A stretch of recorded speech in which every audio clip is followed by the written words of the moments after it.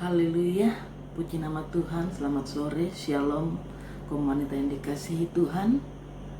Saya percaya pada sore hari ini komunitas penuh dengan pemeliharaan Tuhan, dan kita tetap boleh menikmati kasih Tuhan yang luar biasa. Kita tetap sehat, kita tetap kuat, karena kita terus menikmati bagaimana kemurahan Tuhan terus boleh berlaku bagi kehidupan saya dan saudara, khususnya komunitas pada sore hari ini. Baiklah, sebelum kita akan merenungkan kebenaran firman Tuhan pada saat ini, mari bersama-sama komunitas yang dikasihi Tuhan, kita berdoa. Bapa, dalam nama Tuhan Yesus, kami bersyukur untuk pada saat sore hari ini. Tuhan begitu baik dalam kehidupan kami. Tuhan begitu mengasihi kami sehingga kami masih boleh ada sebagaimana kami ada pada saat ini. Kami percaya itu semua karena kemurahan Tuhan yang senantiasa terus kami boleh alami dalam kehidupan kami.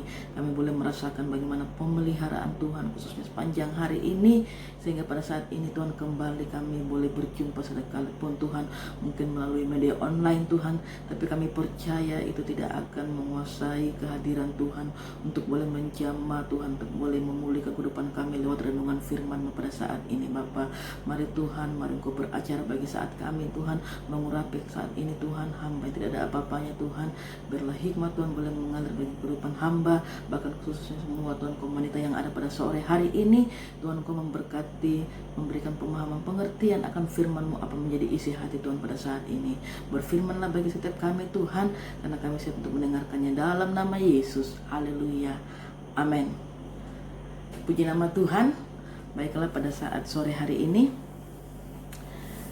kita akan sama-sama belajar, bahkan kita sama-sama akan membaca, bahkan merenungkan kebenaran firman Tuhan yang saya ambil di dalam Efesus 5 ayat yang ke-15 sampai ayat yang ke-17. Efesus 5 ayat yang ke-15 sampai dengan ayat yang ke-17.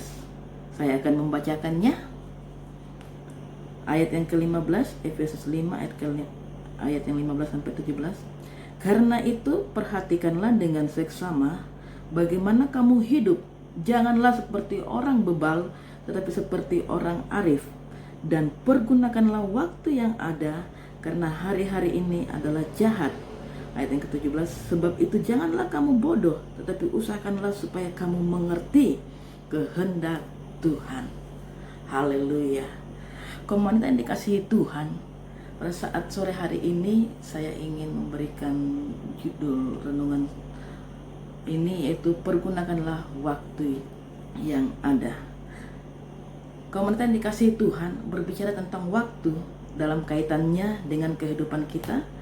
Kita akan mendapati suatu fakta bahwa kehidupan kita yang sementara kita jalani adalah sangat singkat.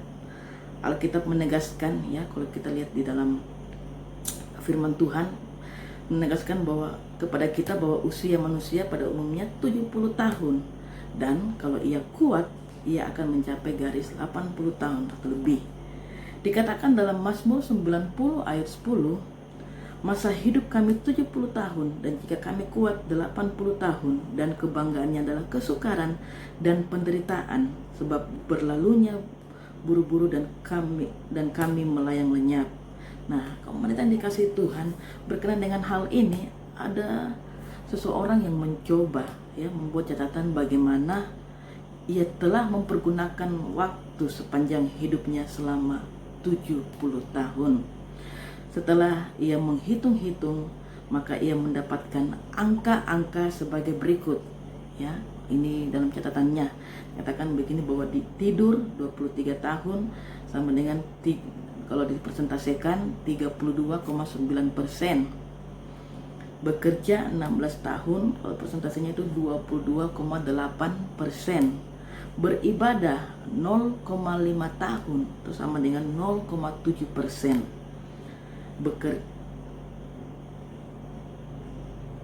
Bekerja 16 tahun sama dengan 22,8%. Nonton TV 8 tahun sama dengan 11 atau 11,4%. Makan 6 tahun atau 8,6%. Berpergian 6 tahun sama tadi dikatakan 8,6%. Bersantai-santai 4,5 tahun atau sama dengan 6,5%, sakit 4 tahun atau 5,7%, berpakaian 2 tahun atau 2,8%. Nah, dari sini ia mendapatkan satu kesimpulan bahwa 93,6% ia habiskan hidupnya untuk memuaskan keinginannya. Sebab 5,7% ia harus jalani dalam kondisi sakit. Sisanya hanya 0,5% ia persembahkan untuk Tuhan. Nah, komunitas yang dikasih Tuhan, mungkin kita akan terkejut dengan banyaknya waktu yang disia-siakan untuk hal-hal yang tidak berguna atau untuk hal-hal yang sifatnya duniawi. Sementara waktu untuk hal-hal yang rohani bagi pekerjaan Tuhan itu sangat sedikit sekali. Mungkin kita pun bisa membuat catatan tentang kehidupan kita dalam rentang 1 hari, 1 minggu, 1 bulan, atau 1 tahun, mengenai hal-hal apa yang kita lakukan, ya, apa yang kita kerjakan. Namun dari semua catatan itu yang terpenting untuk kita sadari adalah bagaimana kita menjalani waktu yang Tuhan karuniakan dalam hidup kita dengan sesuatu yang berkenan kepadanya. Nah, komunitas yang dikasihi Tuhan, setuju atau tidak, kehidupan ini penuh dengan pilihan, ya. Kita bisa memilih hidup yang bermakna atau memilih menjalani hidup yang sia-sia. Kita bisa memilih hidup memuliakan Allah atau memilih hidup yang mempermalukan nama Tuhan, ya. Nah, pada saat memilih, kita bisa mengandalkan diri sendiri dan hanya memperhatikan kepentingan sendiri. Tetapi kita juga bisa memilih mengandalkan hikmat Allah dan untuk apa? Untuk memuliakan Allah. Akan tetapi, komunitas yang dikasih Tuhan, sadarkah bahwa dalam sehari yang kita lalui adalah 86.400 detik, ya, yang dihadiahkan Tuhan kepada kita. Ya, jadi 24 jam itu 86.400 detik. Dan itu berlaku sama bagi semua orang. Sebab apa? Sebab kita menjalani masing-masing kehidupan selama 24 jam dalam sehari. Sekarang mari coba kita kaitkan angka tersebut dengan umur kita sekarang, maka kita akan terkejut melihat angkanya. Misalnya, ya, kalau kita jalani atau kalau kita menghitung, ya, dalam waktu 1 tahun, ya, kalau dari detik, ya, maka 86.400 kali 365 hari itu sama dengan 31.536.000 detik. Nah, ini kalau kita menghitungkan sepanjang umur kita, semuanya 40 tahun umur kita, maka kita memiliki 31.536.000 kali 40. Itu mungkin dapatnya sekitar 1 miliar, ya, 261.440.000 detik. Nah, komunitas yang dikasih Tuhan, apa yang kita pakai untuk miliaran atau untuk triliunan detik yang sudah kita lalui hingga saat ini? Itu jadi pertanyaannya, apa yang kita pakai, ya, untuk mengisi miliaran atau triliunan untuk waktu atau setiap detik yang kita lalui hingga saat ini. Nah, komunitas dikasih Tuhan, sebuah bagian dari doa Musa, ya, kalau kita baca di dalam Mazmur 90 ayat 12, di situ dikatakan bagaimana Musa mencatat atau menggambarkan akan kesadarannya betapa pentingnya waktu yang telah disediakan Allah di dalam kehidupannya, ya, sehingga dia mengatakan di dalam Mazmur 90 ayat 12 itu bahwa ajarlah kami menghitung hari-hari kami sedemikian hingga kami memperoleh hati yang bijaksana. Nah, komunitas yang dikasihi Tuhan, jika kita bandingkan kehidupan kekal yang menantikan kita, hidup dunia ini memanglah sangat singkat. Tetapi bukanlah 86.400 detik sehari seharusnya lebih dari cukup bagi kita untuk melakukan sesuatu yang menyenangkan hati Tuhan? dalam kaitannya dengan panggilan hidup kita sebagai anak-anak, ya, yang disampaikan Paulus dalam surat Efesus 5, ya, dalam penulisan surat Efesus 5 ayat 1 sampai 21 ini, kita bisa melihat dengan jelas bagaimana kita bisa mengisi dan memanfaatkan, ya, waktu kita dengan baik.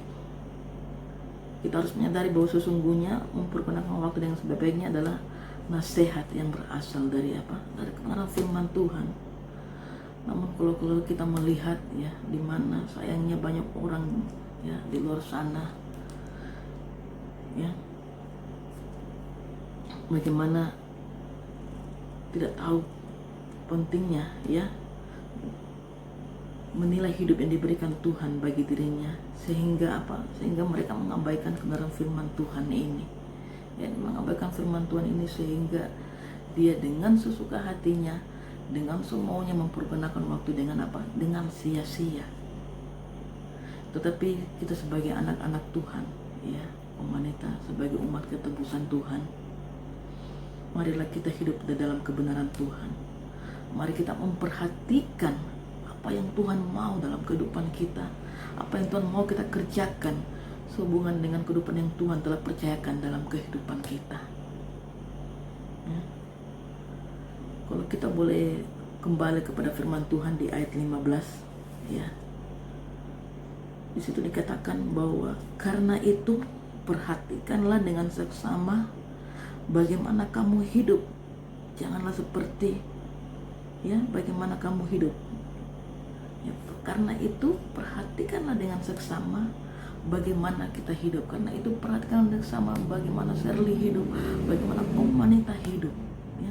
Di sini Rasul Paulus mengajarkan kepada kita, dan jelas firman Tuhan ini pada dasarnya menunjuk kepada apa? Implikasi dari hidup berpadanan, ya, dengan apa? Panggilan Tuhan. Kalau kita boleh melihat di Efesus 4 ayat 1, ya, di situ dikatakan, sebab itu aku menasihatkan kamu, aku orang yang dipenjarakan karena Tuhan, supaya hidupmu sebagai orang-orang yang telah dipanggil berpadanan dengan panggilan itu. Berpadanan itu. Nah, kita perhatikan, ya, komentar dikasih Tuhan saat Paulus menasihati para, ya, pembacanya untuk memperhatikan dengan seksama bagaimana mereka hidup. Bahkan secara literal sebenarnya ia sedang berkata bahwa apa? Bahwa Allah menghendaki agar setiap orang percaya, saya dan saudara, dapat menjalani kehidupan, ya, dengan apa? Segala kewaspadaan. Dapat menjalani kehidupan dengan segala kewaspadaan, atau dengan kata lain bahwa Allah menghendaki agar setiap kita, saya dan saudara, itu menjalani kehidupan dengan tepat, ya, akurat dan dalam pertimbangan yang baik. Nah, di sini katakan bahwa Paulus untuk menjelaskan ini memberikan suatu perbandingan yang sangat kontras, ya, tentang kehidupan dengan memakai apa. Kalau kita baca lagi kembali lagi itu, janganlah seperti orang bebal, tetapi seperti orang arif. Jadi di sini Paulus memberikan suatu perbandingan yang sangat kontras tentang kehidupan dengan apa? Memakai kata bebal dan arif. Nah, komentar yang dikasih Tuhan, orang yang bebal itu adalah orang yang apa? Orang yang tidak suka diajar, ya. Ia tidak peduli dengan yang namanya nasihat, apalagi apa? Teguran, ya. Orang bebal itu salah satu cirinya itu selalu apa? Dia menganggap selalu dirinya apa? Benar, ya, merasa dirinya benar dalam jalan apa yang dia tempuh. Dan jika orang yang tidak sepaham dengan dia, maka ia menganggap orang yang tidak sepaham itu adalah apa? Orang yang salah atau orang yang keliru. Sebab orang yang bebal itu dia menganggap bahwa dirinya selalu apa? Tidak pernah merasa salah.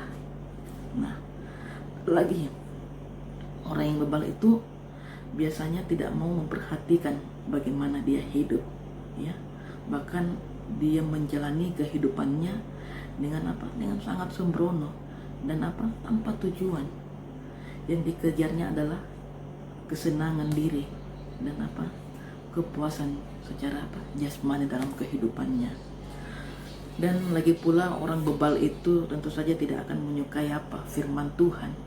Sebab kalau kita baca komentar dikasih Tuhan, firman Tuhan seperti dikatakan di dalam 2 Timotius 3 ayat 16 sampai 17, ya, 2 Timotius 3 ayat 16 sampai dengan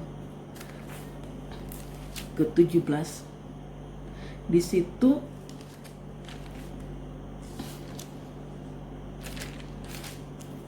situ dikatakan bahwa 2 Timotius 3, ya, 2 Timotius 3 ayat yang ke-16 sampai dengan 17. Jelas itu dikatakan bahwa segala tulisan yang diilhamkan Allah memang bermanfaat untuk apa? Mengajar, untuk menyatakan kesalahan, untuk memperbaiki kelakuan, dan untuk mendidik orang dalam kebenaran. Dengan demikian, tiap-tiap manusia kepunyaan Allah diperlengkapi untuk setiap apa? Perbuatan baik, ya. Untuk apa? Setiap perbuatan baik. Jadi jelas bahwa orang yang bebal itu tidak menyukai apa? Firman Tuhan. Ya, sebab firman Tuhan akan selalu mengajar. Sementara orang bebal itu tidak mau diajar, ya. Firman Tuhan akan menyatakan kesalahan. Sementara mereka merasa orang bebal itu dirinya merasa selalu apa? Benar. Firman Tuhan akan memperbaiki kelakuan dan mendidik orang dalam kebenaran. Sementara orang bebal apa, ya, merasa hidupnya apa? Telah sempurna, ya, telah sempurna. Ia tidak butuh dikoreksi. Maka yang terjadi, orang yang bebal akan merasa diri lebih pintar daripada apa? Akhirnya lebih pintar daripada firman Tuhan. Nah, komentar yang dikasih Tuhan, firman Tuhan mengingatkan kita supaya apa?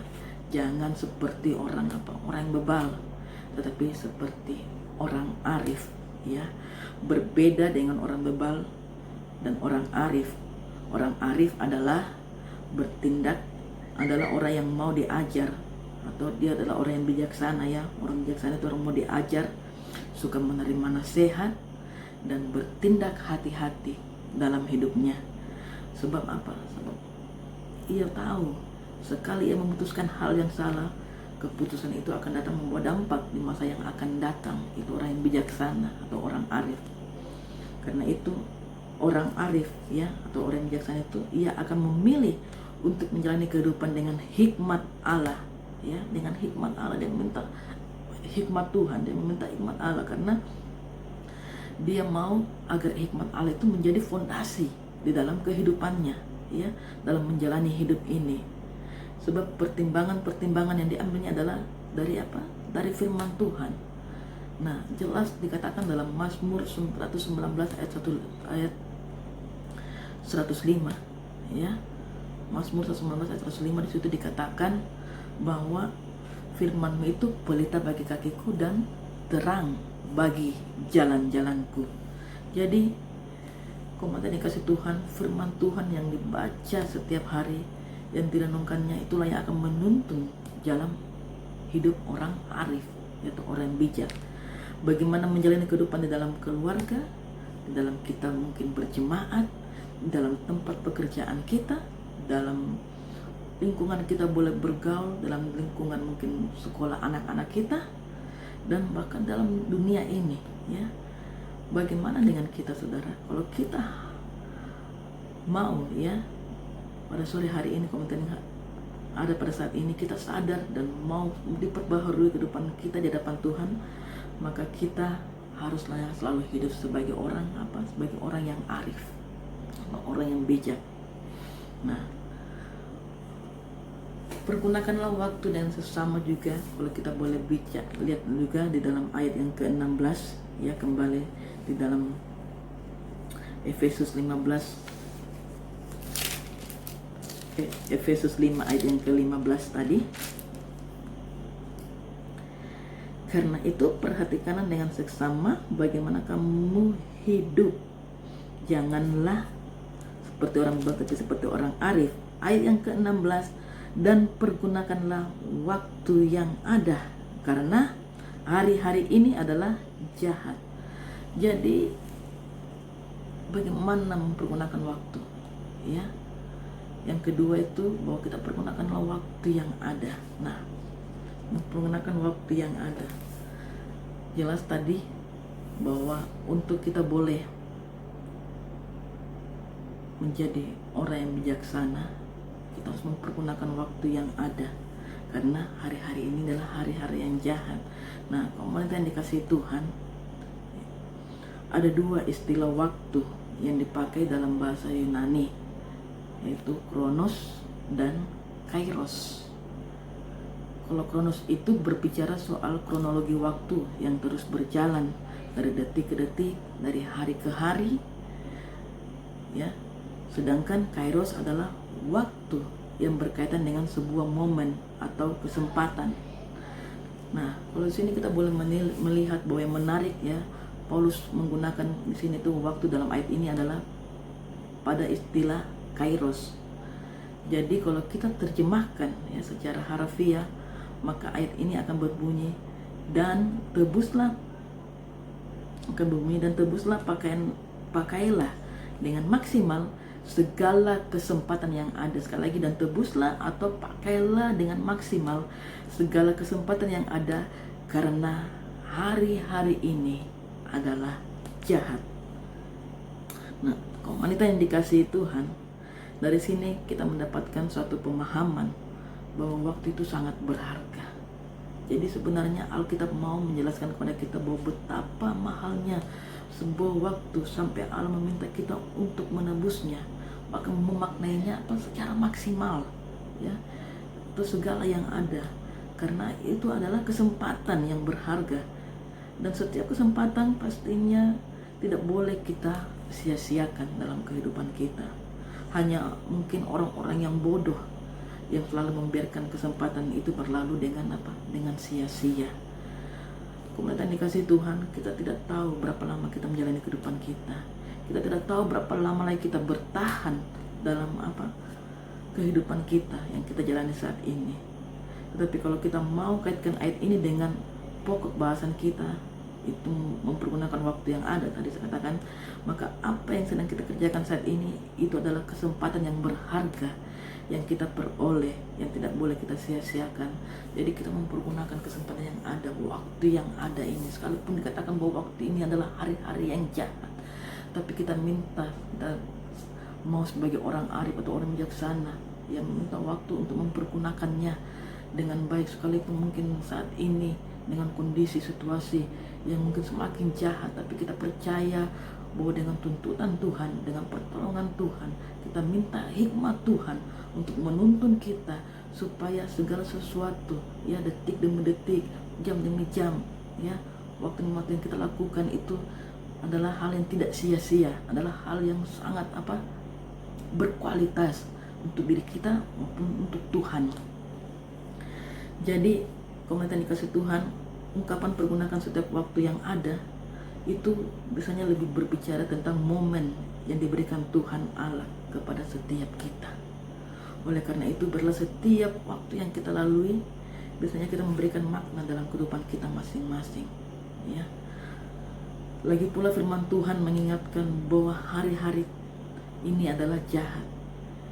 Yang dimaksud ayat ini adalah segala tipu muslihat iblis untuk menggagalkan, ya, kehidupan kita, untuk menggagalkan rancangan Tuhan dalam hidup kita, dan dengan berbagai cara. Iblis tahu Allah memiliki rencana yang indah bagi kehidupan saya dan saudara, dan iblis sungguh cemburu, ya, dan menginginkan agar kita tidak sampai kepada apa yang dirancangkan Allah di dalam kehidupan kita. Nah, kadang-kadang juga itu berarti bahwa kadang-kadang banyak anak-anak muda menjadi incaran, ya, si iblis sering katakan kepada kaum muda bahwa anak-anak muda itu adalah sasaran empuk bagi iblis. Kadang-kadang ingin menggagalkan masa depan mereka, ingin merusak masa depan mereka, ya, iblis, karena iblis ingin menjatuhkan banyak anak-anak muda, ya. Inilah peran penting kita, ya, tanggung jawab kita sebagai orang tua, dan saya pun juga menjadi suatu beban dalam kehidupan kita, bagaimana bahwa kita mengajarkan, ya, kepada anak-anak kita untuk untuk senantiasa boleh mengandalkan Tuhan, mempergunakan waktu yang ada, ya, dengan tidak sia-sia, ya, memberikan waktu yang terbaik untuk Tuhan, menjalani setiap tugas dan tanggung jawab yang terbaik, ya, semuanya untuk kemuliaan dan kebesaran Tuhan. Sebab apa saudara? Saya percaya bahwa setiap anak-anak kita itu sudah Tuhan berikan masa depan yang penuh dengan harapan, ya, masa depan yang penuh dengan harapan. Dan ini yang iblis mencoba untuk menggagalkan, ya, bagi anak-anak kita. Tapi kita klaim janji Tuhan bahwa masa depan anak kita sungguh ada dan harapan mereka tidak akan hilang bersama dengan Tuhan. Sebab itu adalah janji Tuhan, ya. Jadi yang kita jalankan bagian kita, yaitu bagaimana kita mau supaya anak-anak kita semua boleh anak cucu kita boleh taat kepada firman Tuhan, boleh mempergunakan waktu yang ada, ya, sekalipun mungkin saat ini dengan kondisi yang ada, ya, mungkin suatu hal yang berat, ya, bagi anak-anak muda dengan tantangan, ya, dengan kehidupan yang mungkin dikatakan semakin berat, khususnya kaum milenial yang ada dengan tantangan, dengan berbagai macam godaan dunia. Tapi kita supaya mereka tetap, ya, menjadi anak-anak Tuhan yang luar biasa, ya, doa-doa kita bagi anak cucu kita supaya firman Tuhan itu menjadi terang dalam kehidupan mereka, ya, menjadi pelita dalam kehidupan kita, ya. Dan ini kita dikatakan dalam Ulangan 26 bahwa kita mengajarkannya berulang-ulang dalam kehidupan anak-anak kita tentang pengenalan firman Tuhan, supaya mereka menjadi anak-anak yang senantiasa hidup dalam takut akan Tuhan. Dan kita sama-sama belajar. Saya pun juga boleh belajar dari hal ini, ya. Jadi di sini komunitas dikasih Tuhan, firman Tuhan mengingatkan, ya, bahwa hari-hari yang kita lalui ini adalah jahat. Jadi yang dimaksud dalam ayat ini bahwa segala tipu muslihat, ya, tadi katakan segala tipu muslihat iblis itu ingin menggagalkan setiap rancangan Tuhan yang indah dalam kehidupan kita. Oleh karena itu, biarlah kita tidak termakan dengan tipu daya muslihat iblis, tapi kita mau memakai, ya, dikatakan memperlengkapi kehidupan kita. Kalau minggu lalu kita boleh dengar renungan dari, ya, hambanya, kita memperlengkapi kehidupan kita dengan selengkap senjata Allah, ya, supaya iblis tidak bisa menipu kehidupan kita. Kita tetap kuat, ya, kita tetap tidak goyah dengan keadaan yang ada.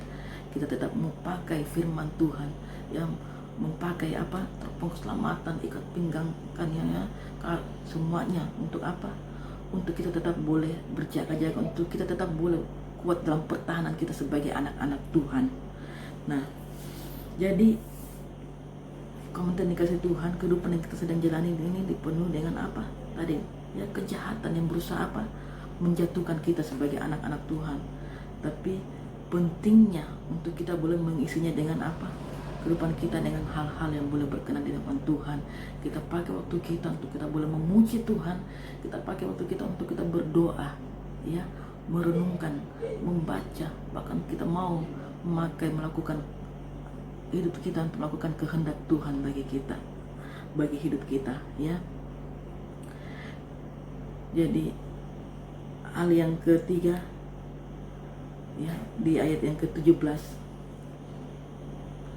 dikatakan bahwa sebab itu janganlah kamu bodoh, tetapi usahakanlah supaya kamu mengerti kehendak Tuhan. Yang jelas tadi katakan bahwa ayat yang ketiga itu berusahalah supaya dapat mengerti kehendak Tuhan. Ayat yang tadi ayat 17. Jadi komentar dikasih Tuhan, ya, dalam bagian yang terakhir ini kembali Paulus memperbandingkan dua hal yang kontras, ya. Kali ini Paulus menggunakan kata bodoh dan mengerti. Dalam terjemahan baru dikatakan sebab itu janganlah kamu bodoh, tetapi usahakanlah supaya kamu mengerti kehendak Tuhan. Atau dalam terjemahan aslinya berkata, karena itu janganlah kamu menjadi bodoh, tapi mengertilah apa yang menjadi kehendak Tuhan. Saudara, peringatan ini yang sama juga, ya, kita boleh lihat dalam catatan atau kitab Paulus dalam Kolose, itu Kolose 4 ayat yang kelima.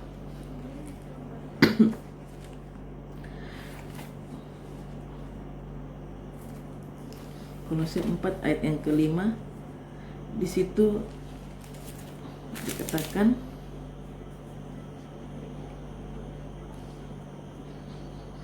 Kolose 4 ayat 5,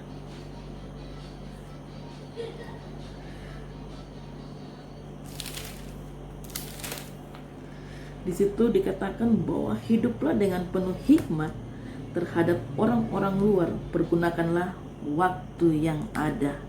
Hiduplah dengan penuh hikmat terhadap orang-orang luar, pergunakanlah waktu yang ada.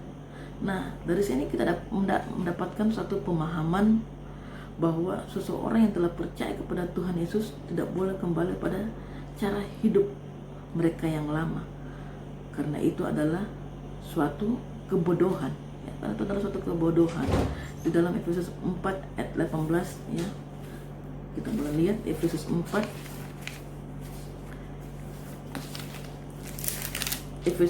ayat 18. Di situ dikatakan, dan pengertiannya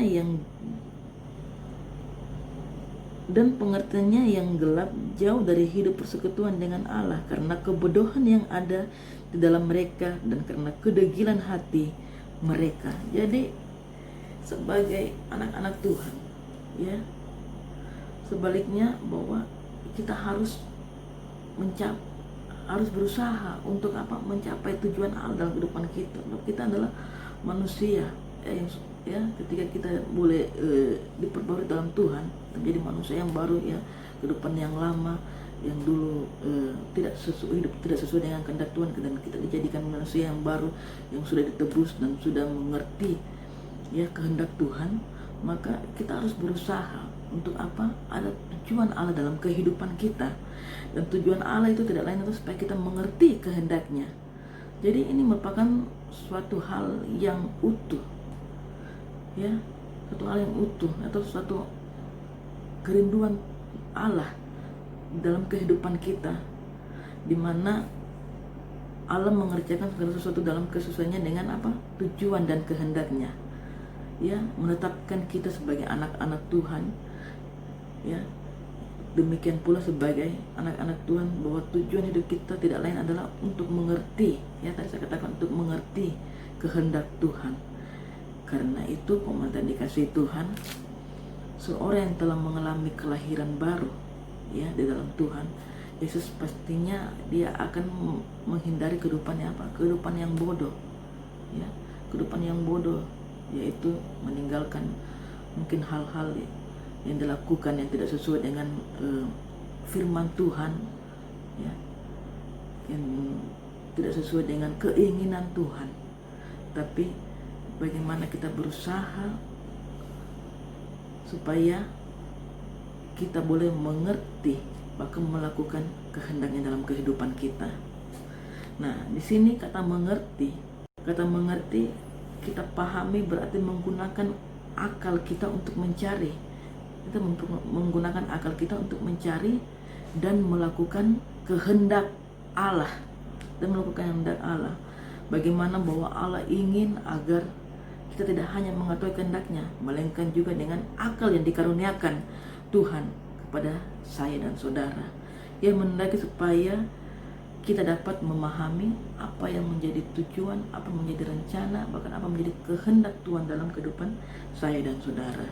Nah, komandan dikasih Tuhan, kehendak Tuhan memang seringkali melampaui rancangan dan jalan manusia.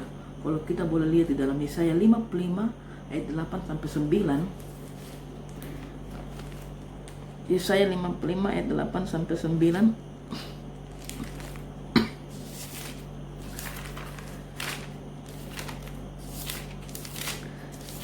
Yesaya 55 ayat 8 sampai 9.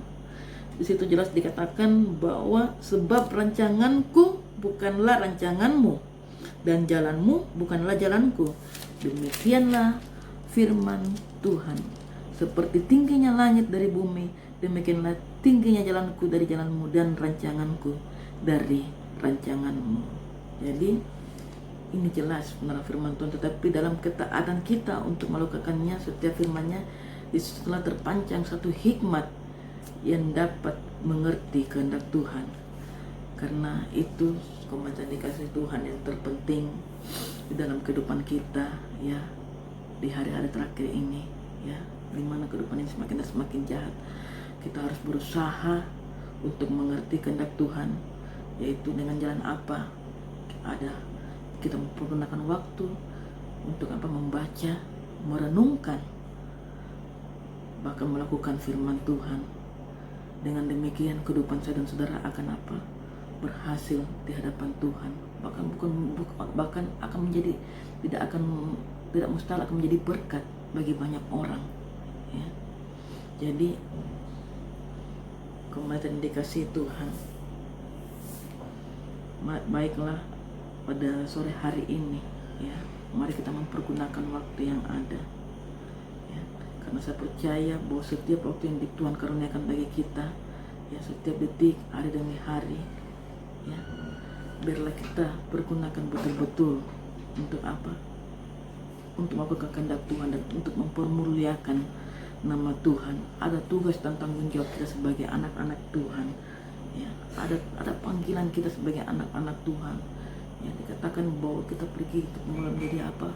Bisa menjadi saksi, ya, menjadi saksi. Saya percaya dengan kehidupan kita hidup menjadi saksi. Saya percaya banyak jiwa-jiwa akan diselamatkan mungkin dengan kehidupan kita, ya, dengan tingkah laku hidup kita. Ya, tidak perlu kita mungkin banyak bicara dengan orang, tapi dengan dia melihat kehidupan saya dan saudara, dia akan melihat Kristus yang ada dalam kehidupan saya dan saudara.